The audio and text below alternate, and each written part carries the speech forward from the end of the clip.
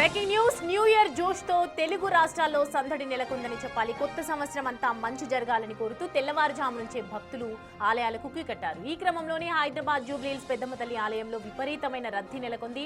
అమ్మవారికి ప్రత్యేక పూజలు చేస్తూ మొక్కులు చెల్లించుకుంటున్నారు భక్తులు.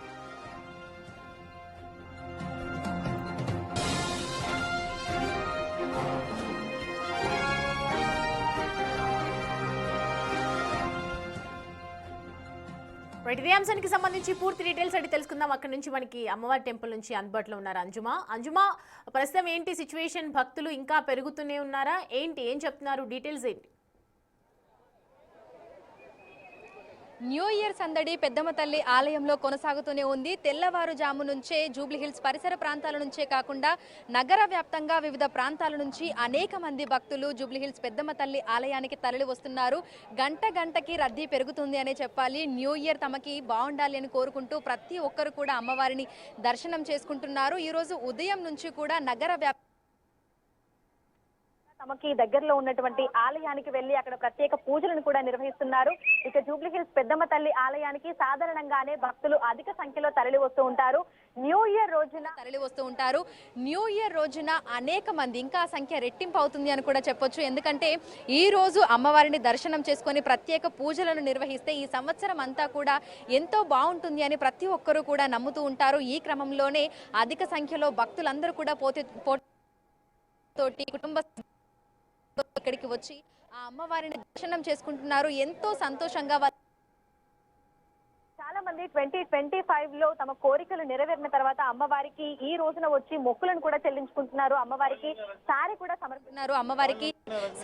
సమర్పిస్తున్నారు. బయట ఒకసారి మనం చూడొచ్చు, ఆలయ ప్రాంగణం అంతా కూడా భక్తులతోటి రద్దీగా కనిపిస్తుంది. చిన్న పిల్లల్ని తీసుకొని కూడా రావడం జరిగింది. హలో అండి, happy new year. Happy new year అండి. చిన్న పాపని తీసుకొని వచ్చారు. సో నిన్న సెలబ్రేషన్స్ ఎలా జరిగాయి? ఓకే, సో దర్శనం చేసుకున్నారా, వెళ్ళారా? ఎలా జరిగింది? చాలా బాగా జరిగింది.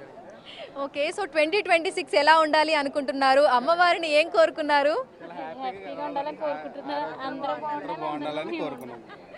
సో నిజంగా అంటే చాలా సేపటి నుంచి ఎవరిని అడిగినా సరే ఒకే రకమైనటువంటి సమాధానం, అందరూ బాగుండాలి, ప్రశాంతంగా ఉండాలని కూడా అనుకుంటున్నామని ప్రతి ఒక్కరు కూడా చెప్తున్నారు. సో ఆలయం బయటే మనకు విపరీతమైనటువంటి రద్దీ ఉంది. ఆలయం లోపల అమ్మవారిని దర్శనం చేసుకోవడానికి అధిక సంఖ్యలో భక్తులందరూ కూడా బారులు తీరి ఉన్నారు. ఇక వచ్చేటువంటి భక్తులకి ఎటువంటి ఇబ్బందులు తలెత్తకుండా అన్ని రకాల ఏర్పాట్లను కూడా ఆలయ నిర్వాహకులు అయితే చేయడం జరిగింది.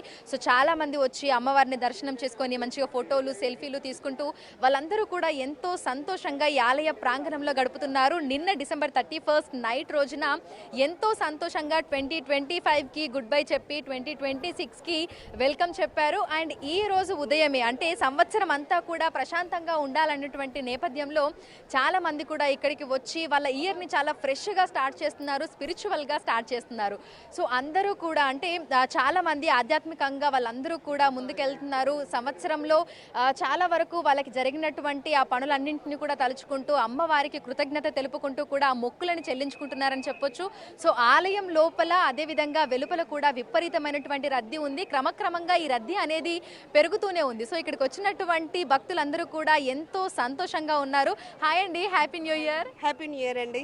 ఓకే, సో ప్రతి సంవత్సరం వస్తూ ఉంటారా లైక్ న్యూ ఇయర్ రోజు ఇక్కడికి? దాదాపుగా 25 ఇయర్స్ నుంచి వస్తున్నాము.